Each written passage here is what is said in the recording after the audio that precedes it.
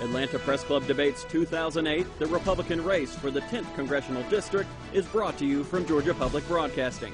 Here is the moderator for tonight's debate. Good evening. I'm Dennis O'Hare, political reporter for WXIA-TV 11 Alive here in Atlanta. Welcome to our 2008 election campaign debates, originating from the studios of GPB. Tonight's debate is organized by the Atlanta Press Club, and we also welcome our statewide audience of GPB's radio network, which was simulcasting this debate, and our online audience at gpb.org. Now let's meet the Republican candidates facing each other in Georgia's 10th Congressional District primary election. They are in alphabetical order. Paul Broun, the Republican incumbent. He's been a family physician for nearly 4 decades, a former Marine medical doctor. He has served as a member of the St. Mary's Hospital Foundation Board and on its Long-Range Planning Committee. And Barry Fleming, who for the past 6 years has served in the Georgia House of Representatives, where he currently serves as Majority Whip. He's also partner with the law firm of Fulcher Hagler in Augusta. And here's the format for tonight's debate. In the first round, each candidate will answer 2 questions from our 3 panelists. In the second round, the candidates will ask each other 2 questions apiece. Each candidate will have time for rebuttal in this round. And in the third round, the panelists will continue questioning the candidates. Finally, each candidate will have 30 seconds to make a closing statement. Now, before we get started, let's meet our 3 panelists selected by the Atlanta Press Club. First, Mary Ellen Cheatham, Augusta Bureau Chief for GPB Radio. Next, Shannon McCaffrey, political reporter for the Associated Press. And our third panelist is Eric Sturgis, a reporter with the Atlanta Journal-Constitution. Now, let's get started with the debate. In the first round, each candidate will be asked 2 questions by our panelists. The candidates have 60 seconds each to answer the question. By random selection, Paul Broun gets the first question, and it comes from Mary Ellen Cheatham. Mr. Broun, last year an outbreak of botulism in canned food from a food plant in Augusta sickened 8 people and caused a massive nationwide recall of canned foods. One of the problems, or one of the issues blamed by your colleagues in Congress, was limits on federal oversight and regulations. As a congressional hearing approaches in July regarding the matter, what do you think should happen? Should regulations be beefed up or stay the way they are? Well, I'm not sure what the specifics are on that. It's so I'd have to look at it prior to being able to make those decisions. I don't know. We have the FDA that does regulate our food today, and they try very hard to make the food that we have in our grocery stores and that we buy in restaurants safe.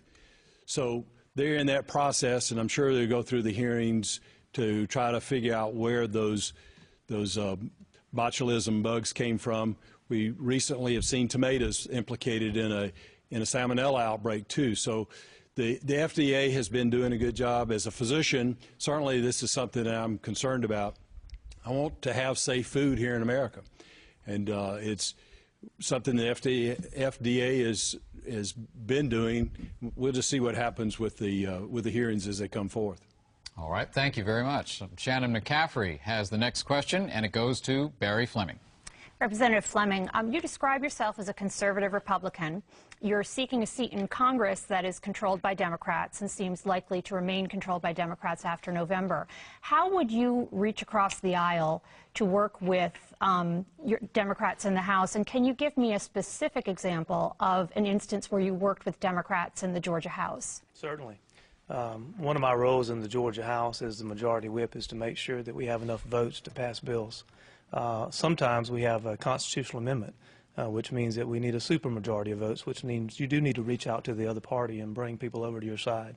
I specifically did that in Georgia when we passed a constitutional amendment to say that marriage was only between a man and a woman.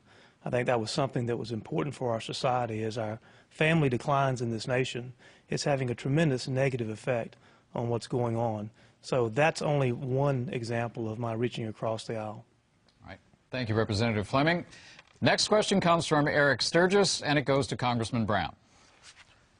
Congressman Brown, your opponent has criticized you for not supporting House Resolution 2828, which would pay death benefits to families of the victims of the 1998 embassy bombings in Kenya and Tanzania. Can you explain your position? Certainly. That bill would give funds to foreign nationals. It would treat people in a different manner. And actually, the bill itself that was introduced by Jesse Jackson Jr. expands the insurance that would be paid by the federal government. The taxpayers would have to fund that insurance to people more than just the Kenya and Tanzanian embassy bombings. It would greatly increase the federal debt. It makes taxpayers the insurers of foreign nationals. And I don't think that's right. We have enough problems here in America and enough American citizens that need help that we shouldn't be funding foreign nationals, and we shouldn't be expanding the cost of government, which is going to be borne by our grandchildren, frankly. Congressman Brown, thank you very much. And our final question in this round comes from Mary Ellen Cheatham, and it goes to Representative Fleming. Mr. Fleming, the tone of this campaign has been quite negative through the last few weeks. Most recently, you questioned issues regarding Mr. Broun and alimony payments, and also financial situations that Dr. Brown or Mr. Brown has been in. How is that relevant to me as a voter? Why should I consider that when I go to the polls? Well, it's relevant to you as a voter because what a person's done in the past can affect what they do in the future. And in this case, the bad judgment that Congressman Brown has showed in his past, in fact, it was a contempt of court for failure to pay his wife what was owed to her. And bad judgment in the past, when it leads into the future, and you can see some of the votes that Congressman Brown has made, there's room for concern there. When he goes and stands strong for the traditional family or tries to do that, the other side will chastise them, will call you a hypocrite because of things you've done in your own past. So we need congressmen that not only make sure they talk the talk, but they also walk the walk. Congressman Brown, since that question was about you, you have 30 seconds to rebut. Well, I went through a divorce 25 years ago or more. Actually, my wife, Nikki, and I have been married for 23 years now.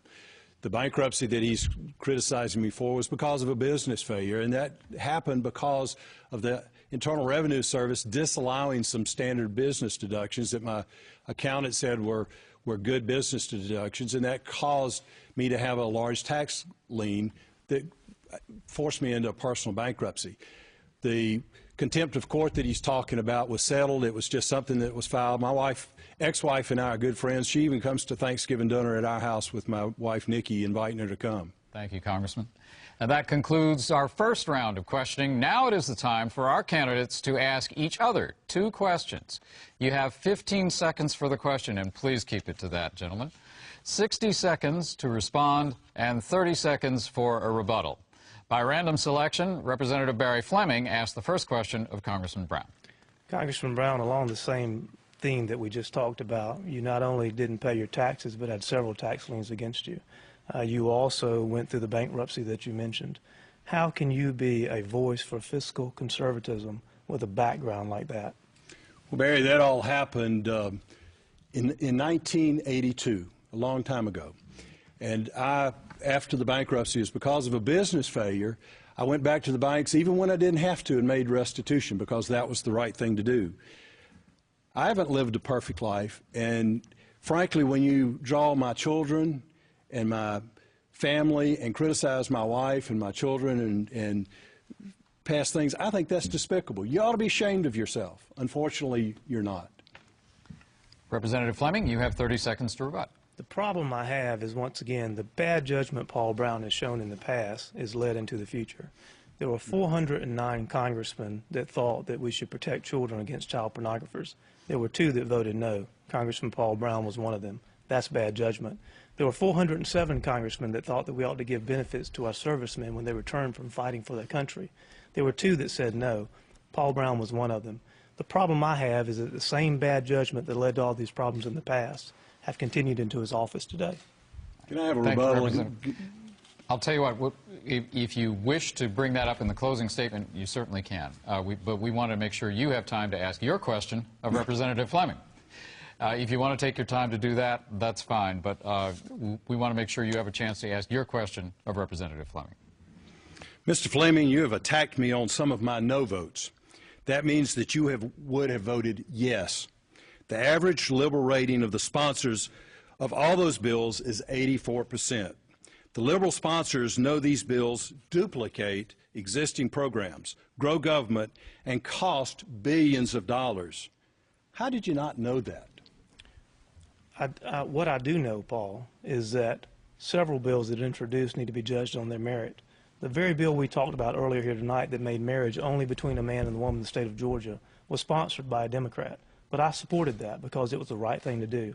And when I get to Congress, I'll vote on the bills themselves and not worry about who sponsored them. Well, Congressman Brown? All these complaints that you have against me, every single one of them markedly grows the size of government. They're all presented by liberals.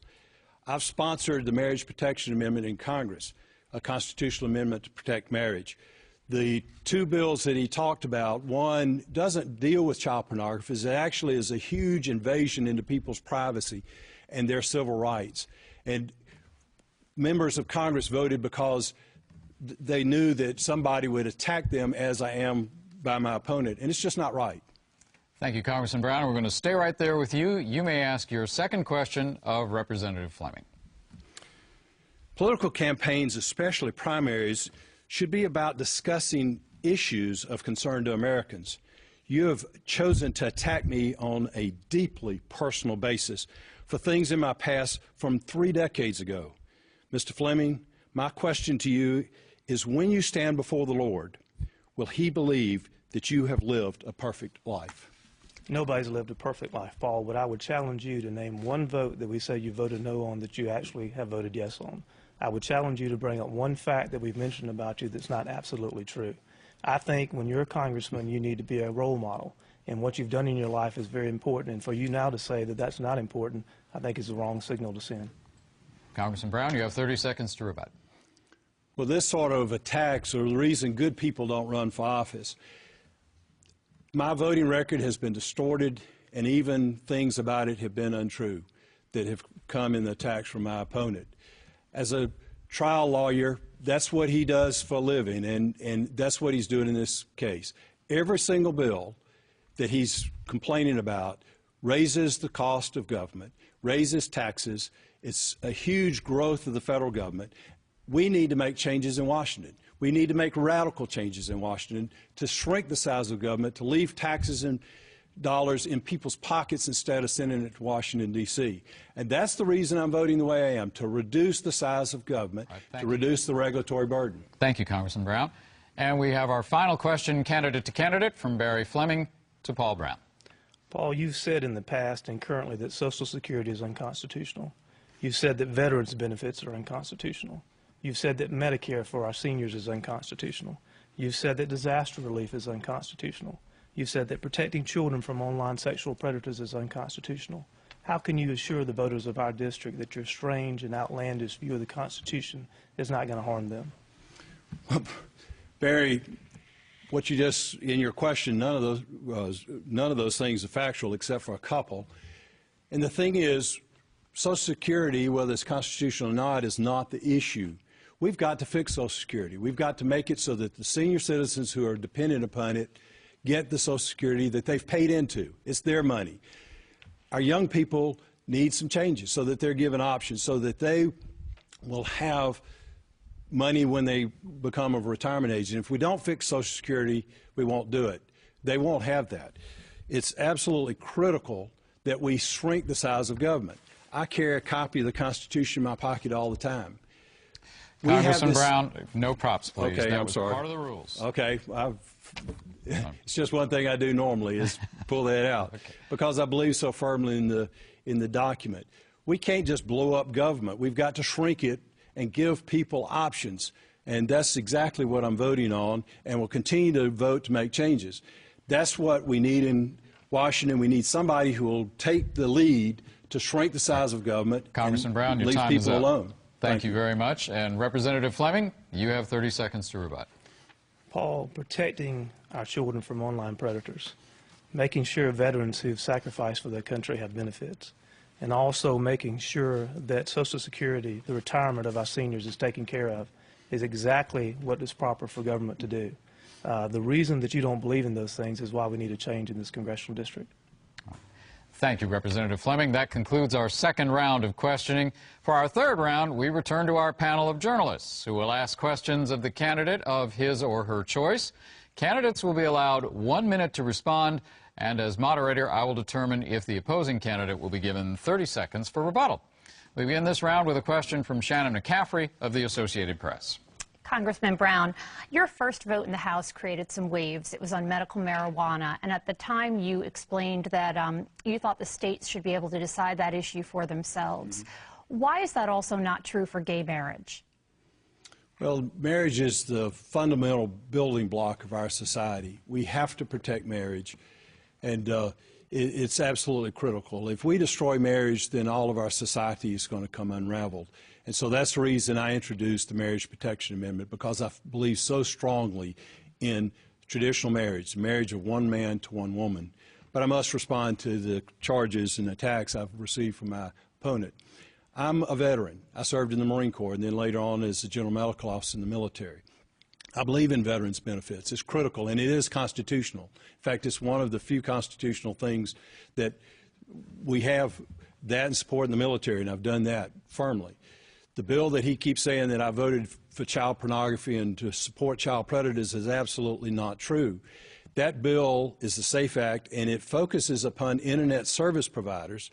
It makes them guilty of what people do on their Internet service. It will markedly drive up the cost of Internet services, and it will cause the Internet service providers to have to monitor their subscribees, and it will close Wi-Fi.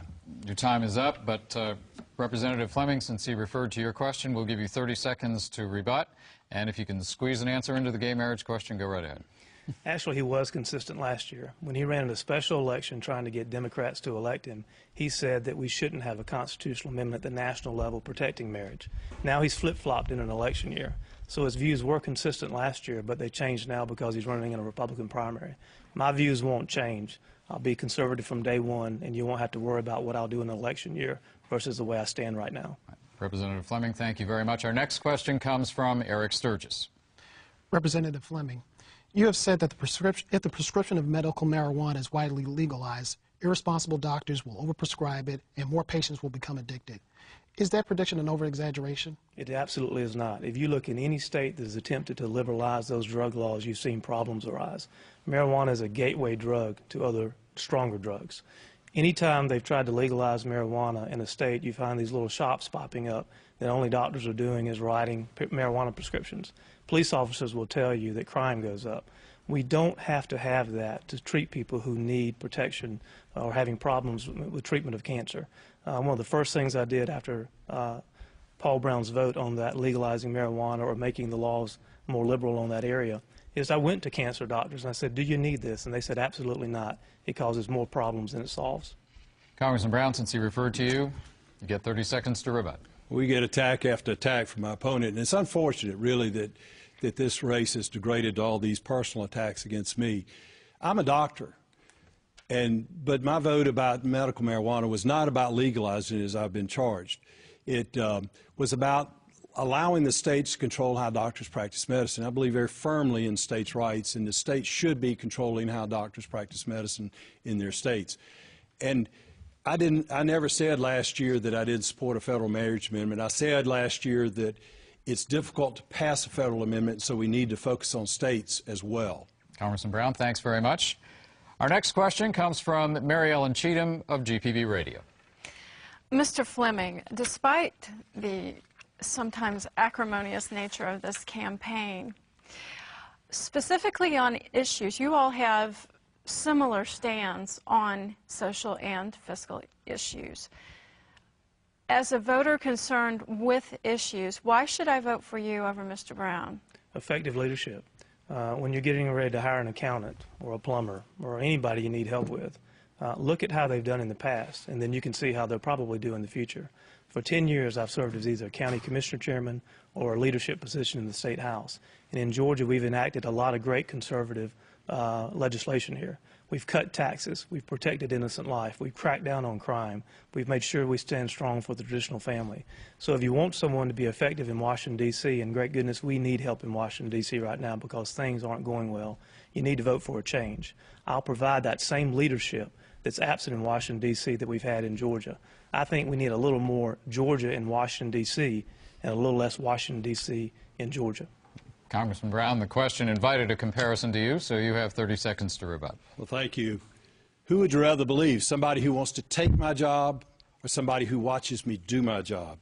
I've been endorsed by the Club for Growth, the National Taxpayers Union, the American Conservative Union, Americans for Better Immigration, Team America PAC, U.S. English, English First, National Rifle Association, Gun Owners of America, Georgia Right to Life, Family Research Council, Concerned Women of America.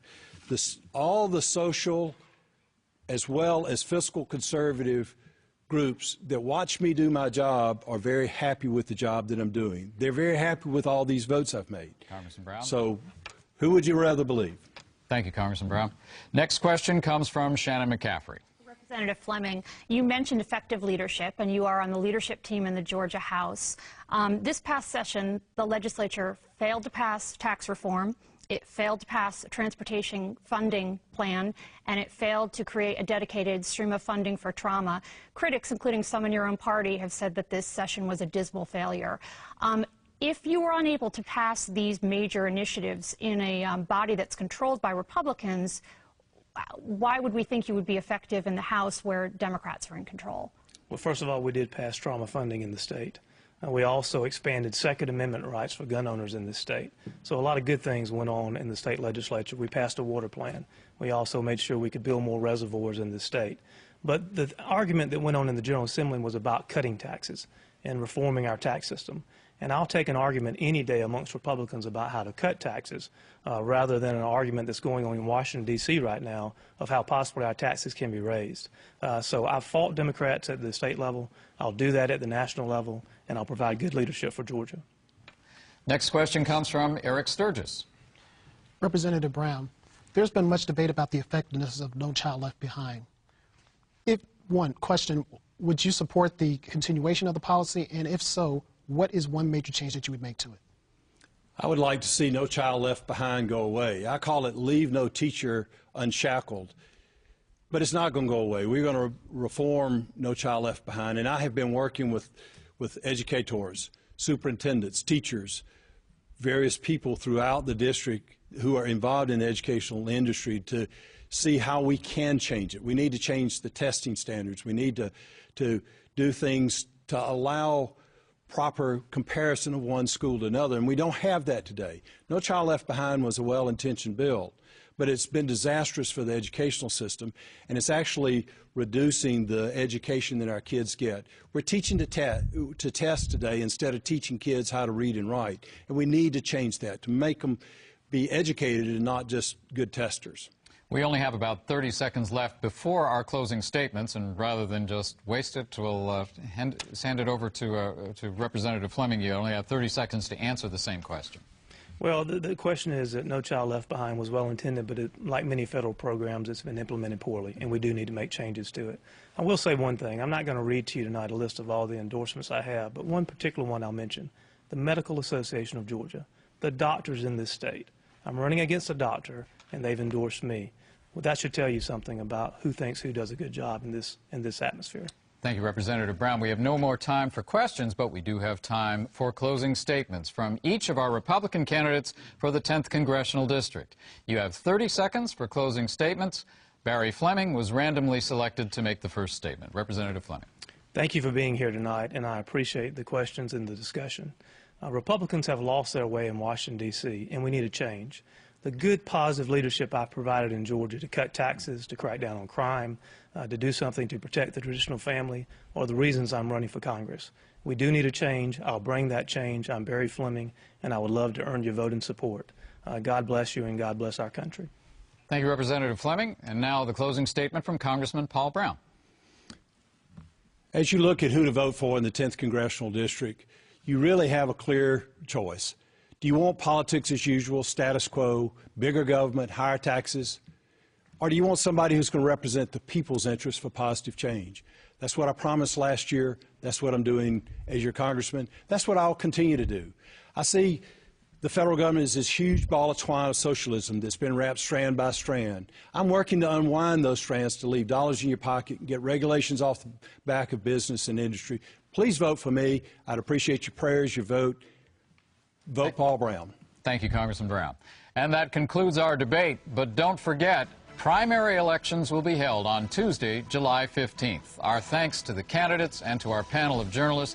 We'd also like to thank the Atlanta Press Club for arranging tonight's debate. For more information about the Atlanta Press Club, visit www.atlantapressclub.org. The debates that air on Georgia Public Broadcasting will be archived on the Press Club's website. I'm Dennis O'Hare. Thanks for joining us for this primary election debate. This program was funded in part by a grant from the late Tom Watson Broun and by supporters of Georgia Public Broadcasting. Thank you.